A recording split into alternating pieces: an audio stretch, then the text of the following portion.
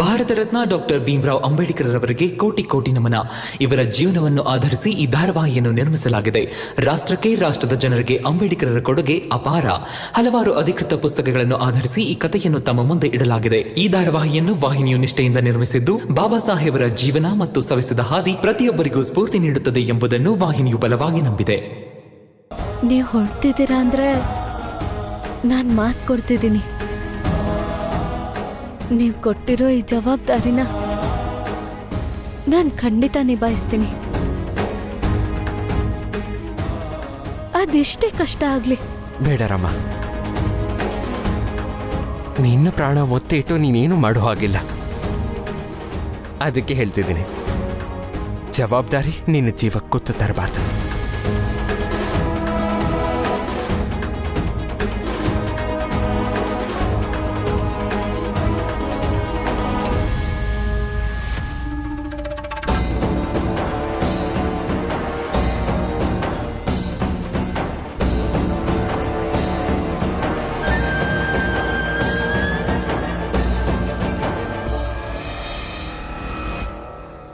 ನಾನು ಅವತ್ತಿಂದ ಹೇಳ್ತಾನೆ ಇದ್ದೀನಿ, ಭೀಮಾ ನಿಮ್ಮ ಮಾತು ಕೇಳಲ್ಲ ಅಂತ. ಇನ್ನವನಷ್ಟೇ ಆ ವಟಾರ ಬಿಟ್ಟು ಹೋಗಲ್ಲ ಬಿಡಿ.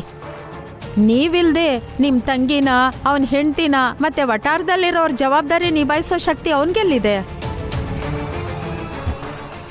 ಜಿಜಾಬಾಯ್, ನಿನ್ನ ಮಾತನ್ನ ಕೇಳಿ ನಾನೇನಾದರೂ ಆತ್ರ ಬೀಳಿಲ್ಲ ತಾನೆ? ಭೀಮನ ಹತ್ರ ಇನ್ನೊಂದ್ಸಲ ಮಾತಾಡ್ಬೇಕಾಗಿತ್ತೇನೋ. ನಡೀರಿ, ಬೆಳಗ್ಗೆದ್ರೆ ಬರೋಡಾಗ ಹೋಗ್ತಾನೆ. ನೀವು ನೋಡಿದ್ರೆ ಇನ್ನೂ ಒಂದೆರಡು ಮಾತಾಡಬೇಕು ಅಂತ ಹೇಳ್ತೀರಾ. ನಿಮ್ಮ ಮಾತು ಕೇಳ್ತಾನೇನ್ರಿ ಅವನು? ಸುಮ್ಮನೆ ನಡೀರಿ, ಆಮೇಲೆ ನೋಡ್ಕೊಳ್ಳೋಣ. ಇಷ್ಟೊತ್ತಿಗಾಗಲೇ ನಾವಿಬ್ರು ಮನೆ ಬಿಟ್ಟು ಬಂದಿರೋ ವಿಷಯ ವಟಾರದಲ್ಲಿ ಗುಲ್ಲೆದ್ದಿರುತ್ತೆ. ರೀ, ಮಾವ ಮನೇಲಿಲ್ಲ. ಏನು? ಅತ್ತೆನೂ ಮನೇಲಿ ಕಾಣಿಸ್ತಿಲ್ಲ. ಅಂದ್ರೆ ಅತ್ತೆ ಮಾವ ಇಬ್ರು ಬಟ್ಟೆಗಳು ಮನೇಲಿಲ್ಲ. ಅಲ್ಲ, ನೀವೇನು ಹೇಳ್ತಿದ್ದೀರಾ? ಅಂದ್ರೆ ಇದ್ರತ್ತ ಅಪ್ಪ ಮತ್ತೆ ಜೀಜಾಬಾಯಿ ಅವರು ಮನೆ ಬಿಟ್ಟು ಹೋಗ್ತಾ ಇದ್ದಾರಾ? ನಾನು ಬರೋಡಾಗ ಹೋಗ್ಬಾರ್ದು ಅಂತ?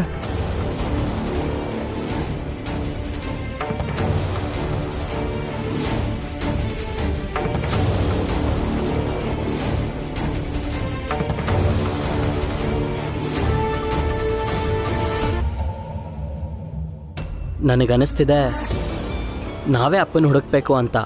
ಹಾ, ಹೊರಡೋಣ. ಅಪ್ಪನ ಹುಡ್ಕೊಂಡೇ ಬರೋಣ ನಾವು. ಅಪ್ಪ ಅದು ಹೇಗೆ ಹೊರಟೋಗ್ತಾರೆ ಇಲ್ಲಿಂದ? ಬೇಡ, ಅಪ್ಪನ ನಾವು ಹುಡ್ಕೋದು ಬೇಡ.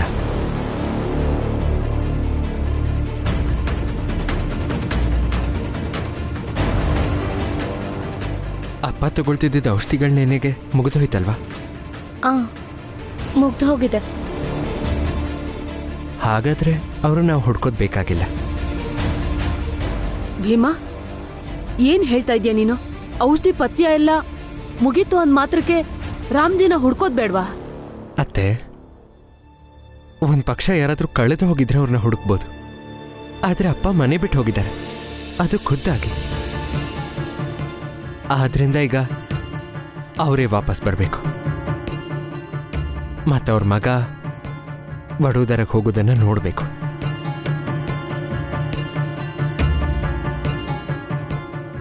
ಆದ್ರೆ ಭೀಮ್ಬಾವ, ಮಾವ ಒಬ್ರೇ ಹೋಗಿರೋದಲ್ಲ ಮನೆ ಬಿಟ್ಟು, ಅತ್ತೆನ ಜೊತೆಗೆ ಹೋಗಿದ್ದಾರೆ. ಈ ವಿಷಯ ನಿಮ್ಗೂ ಗೊತ್ತಿರೋದೆ. ಅತ್ತೆ ಖಂಡಿತ ಮನೆಗೆ ಬರಕ್ ಬಿಡಲ್ಲ ಮಾವನ್ನ. ಅವ್ರು ಏನ್ ಬೇಕಾದ್ರೂ ಮಾಡ್ತಾರೆ. ಭೀಮಾ, ಕರ್ಣ ಹೇಳೋದು ನಿಜಾನೇ. ನಮಗ್ ಗೊತ್ತಿದೆ ಅಲ್ವಾ ಜೀಜಾಬಾಯಿ ಬಗ್ಗೆ. ಅವಳು ಯಾವತ್ತೂ ರಾಮ್ಜಿ ನಮ್ ಜೊತೆ ಇರೋದನ್ನ ಇಷ್ಟಪಡ್ತಾ ಇರ್ಲಿಲ್ಲ. ಬಿಡಿ ಭೀಮಾವ, ಅತ್ತೆ ಪರಿಸ್ಥಿತಿ ಇನ್ನೂ ಹದಗೆಡಕ್ಕೂ ಮುಂಚೆ ಮಾವನ್ನ ಹುಡುಕಿ ಮನೆ ಕರ್ಕೊಂಡು ಬರೋದು ಒಳ್ಳೇದು. ಅದಕ್ಕೆ ಜೀಜಾಬಾಯಿ ಅವರು ಏನು ಬೇಕಾದ್ರೂ ಮಾಡಲಿ, ಆದ್ರೆ ಅಪ್ಪ ಮಗನ ಮಧ್ಯೆ ಇರೋ ಸಂಬಂಧನಂತೂ ಹದಗೆಡಿಸೋದಕ್ಕಾಗಲ್ಲ. ಆದ್ರಿಂದ ಅಪ್ಪನೇ ಖುದ್ದಾಗಿ ವಾಪಸ್ ಬರಬೇಕು. ತಮ್ಮ ಕಣ್ಣು ಮುಂದೆನೇ ತನ್ನ ಮಗ ವಡೋದರಗೆ ಕೆಲ್ಸಕ್ಕೆ ಹೋಗೋದನ್ನ ನೋಡಬೇಕು.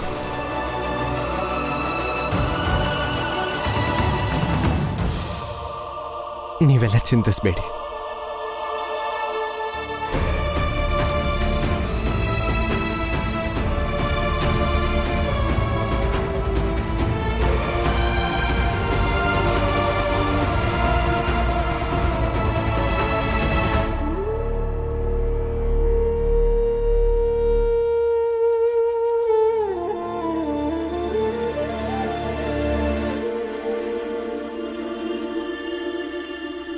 ಏನಾಯ್ತು?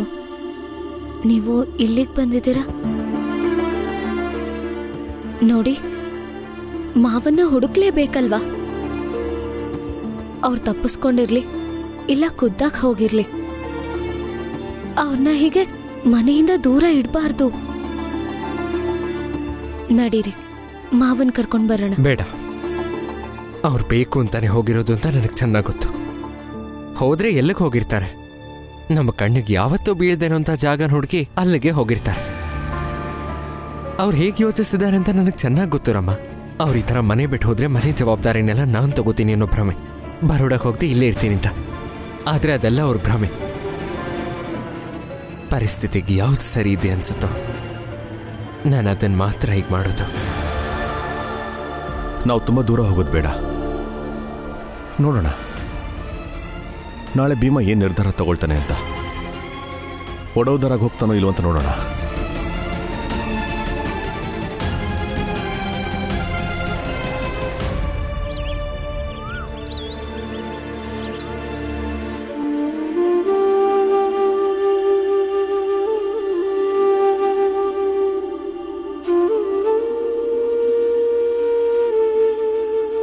ಭೀಮಾ, ನೀನಿಲ್ಲಿಂದ ಹೊರಟ್ಬಿಟ್ರೆ ಅಪ್ಪ ಮನೆಗೆ ಬರದೇ ಇರ್ಬೋದು. ಇಷ್ಟೆಲ್ಲ ಸಮಸ್ಯೆ ಆದ್ಮೇಲೂ ನೀನು ಆ ಕೆಲ್ಸಕ್ಕೆ ಹೋಗ್ಬೇಕಾ? ಆದ್ರೆ ಭೀಮ್ಬಾವ, ನೀವು ಹೋಗಿ. ಮಾವ ಹೀಗೆ ಮನೆ ಬಿಟ್ಟು ಹೋಗ್ಬಾರ್ದಿತ್ತು. ಹೌದು, ಇಲ್ಲಾಗೋದು ಹಾಗೆ ಆಗುತ್ತೆ. ನೀವು ಹೋಗಿ ಬನ್ನಿ.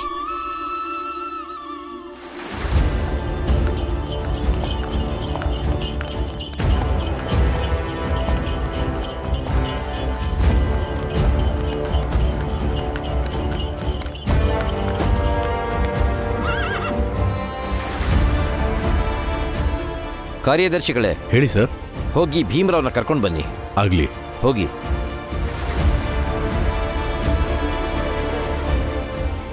ಸಾರ್ಥಿ, ಗಾಡಿನ ತಿರುಗಿಸ್ಕೋ.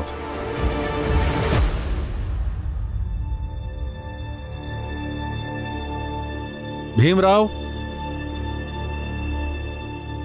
ಭೀಮರಾವ್,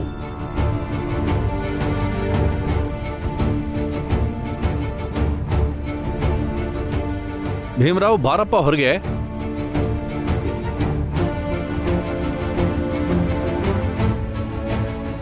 ಭೀಮರಾವ್ ಬಾ, ಸಮಯ ವ್ಯರ್ಥ ಆಗ್ತಿದೆ.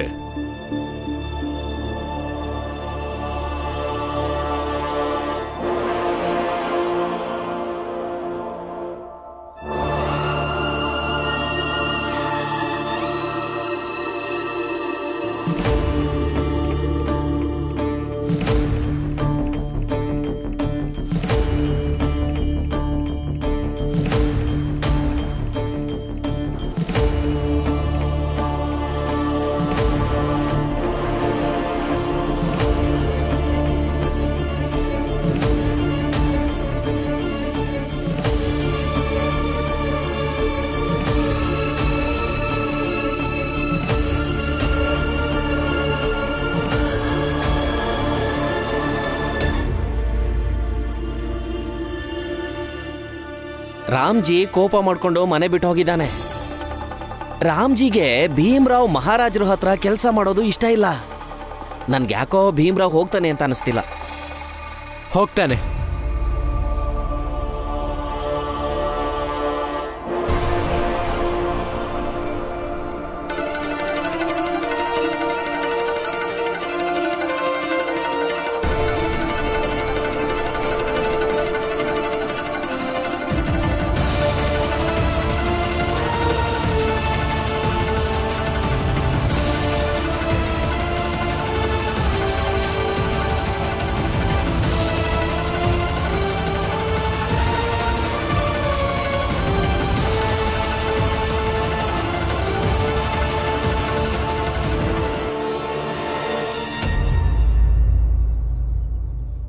ಈ ಭೀಮರಾವ್ ಖಂಡಿತ ಹೋಗ್ತಾನೆ.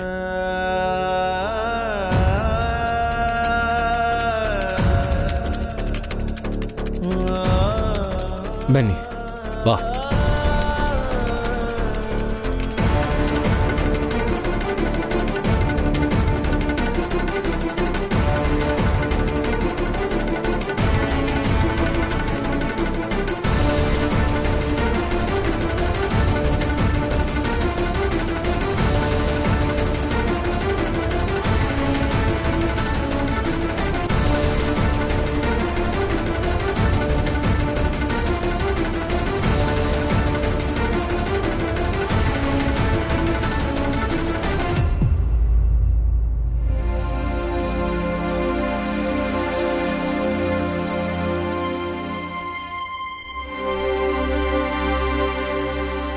ಮಗನೇ ಭೀಮಾ, ಇವತ್ತೇನಾದರೂ ನೀನು ಹೊರಟು ಹೋದೆ ಅಂದರೆ ನನಗರ್ಥ ಆಗುತ್ತೆ.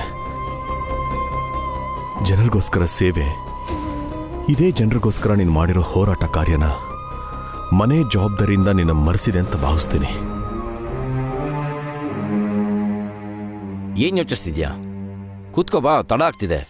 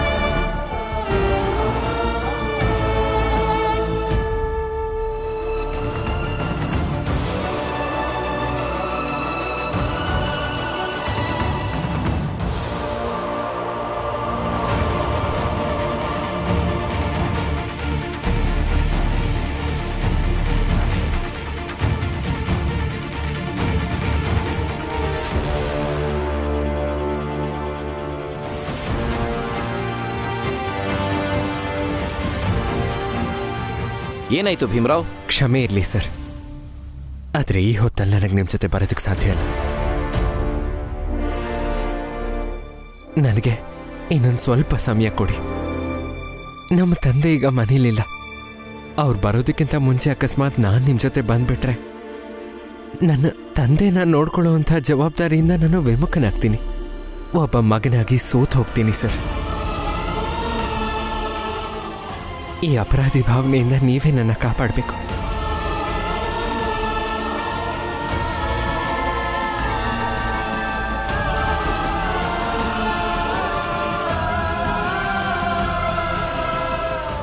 ನನಗೆ ಗೊತ್ತಿತ್ತು ನನ್ನ ಮಗ ಹಾಗೆಲ್ಲ ಬಿಟ್ಟು ಹೋಗಲ್ಲ ಅಂತ.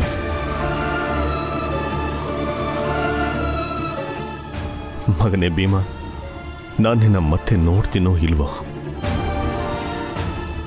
ನೀನು ಬರೋಡಗೆ ಹೋಗ್ತೀಯೋ ಇಲ್ವೋ, ನಿನ್ನನ್ನು ಆ ಕೆಲಸದಿಂದ ದೂರ ಇಡೋದಕ್ಕೆ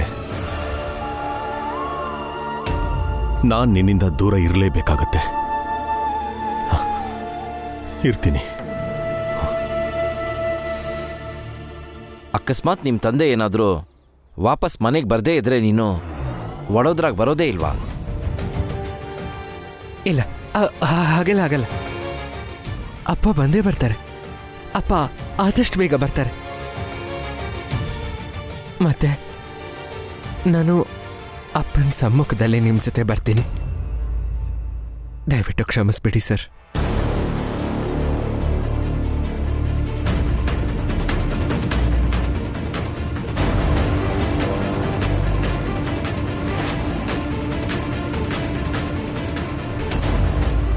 ಇಲ್ಲ ಮಗನೇ, ನಾನು ಖಂಡಿತ ವಾಪಸ್ ಬರಲ್ಲ, ಖಂಡಿತ ಬರಲ್ಲ.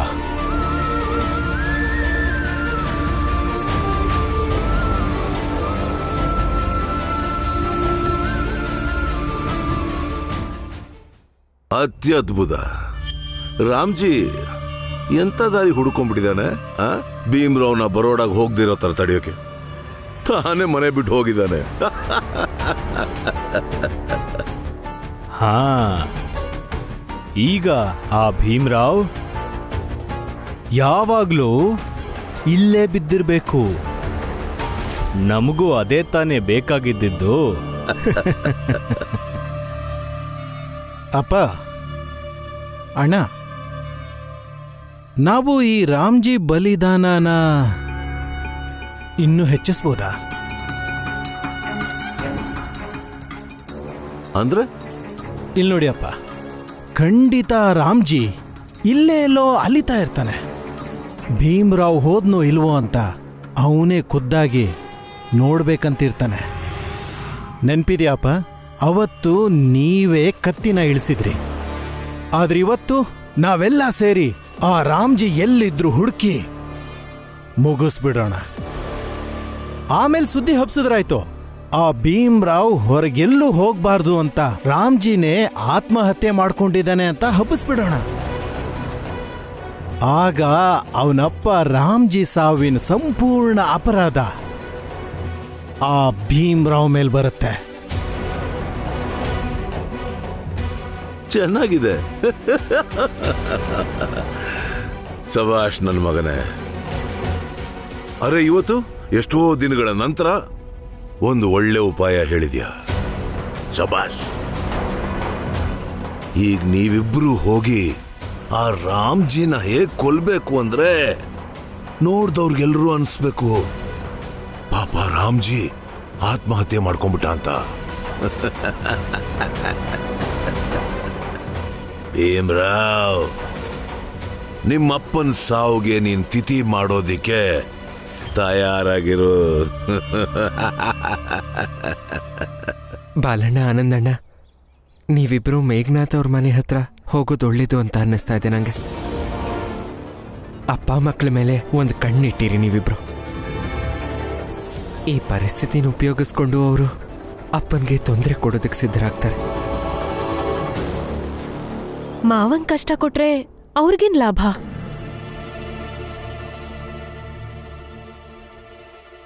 ಜೀವನ ಪೂರ್ತಿ ನನ್ನ ಪಾಪ ಪ್ರಜ್ಞೆಯಲ್ಲಿರಿಸೋದಕ್ಕೆ.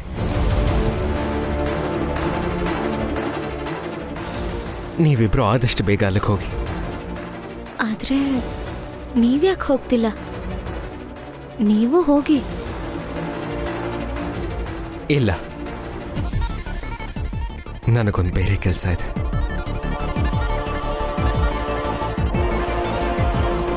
ಹೊರಗೆ ಹೋಗೋ ತನಕ ಒಟ್ಟಿಗೆ ಹೋಗೋಣ. ಆಮೇಲೆ ಅಲ್ಲಿಂದ ನೀವಿಬ್ರು ಹೊರಡಿ. ನನ್ನ ಕೆಲಸನ ನಾನು ಆಮೇಲೆ ಮುಗಿಸ್ಕೋತೀನಿ. ಬನ್ನಿ.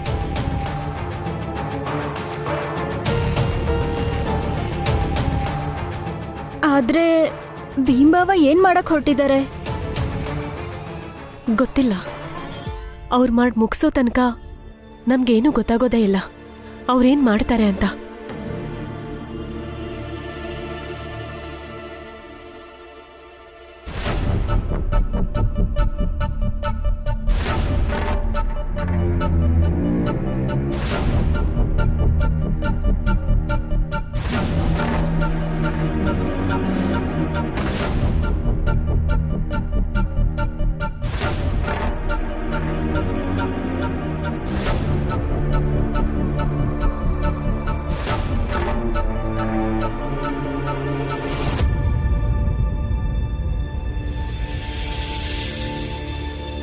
ಅಣ್ಣ, ನೀವಿಬ್ರು ಹೋಗಿ ಬನ್ನಿ. ಹೊರಗೆ ಹೋಗಿ ಜನರಿಗೆಲ್ಲ ಇದನ್ನು ಹೇಳಿ, ಈ ಭೀಮ್ರಾವ್ ತನ್ನ ತಂದೆ ರಾಮ್ಜಿ ಸಕ್ಪಾಲ್ ವಾಪಸ್ ಮನೆಗೆ ಬರೋ ತನಕ ತನ್ನ ವಟಾರದಲ್ಲೇ ಉಪವಾಸ ಕೂತಿರ್ತಾನಂತ. ಈ ವಿಷಯ ಖಂಡಿತವಾಗ್ಲೂ ಅಪ್ಪನವರೆಗೂ ತಲುಪುತ್ತೆ. ಭೀಮಾ, ಇದೆಂತ ಹಠ? ಅಪ್ಪ ಎಲ್ಲಿದ್ದಾರೆ, ಹೇಗಿದ್ದಾರೆ ಅಂತ ಇಲ್ಲಿರೋರ್ಗೆ ಯಾರಿಗೂ ಗೊತ್ತಿಲ್ಲ. ನೀನ್ ಹೀಗೆ ಉಪವಾಸ ಕೂತ್ರೆ ಏನ್ ಬಂತು ಲಾಭ?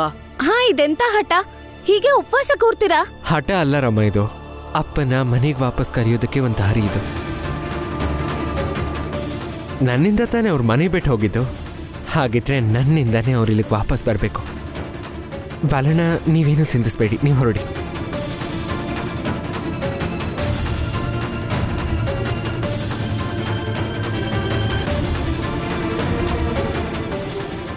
ಅಪ್ಪ, ವಡೋದರಾಗ ನಾನು ಹೋಗೋದಂತೂ ಖಚಿತ.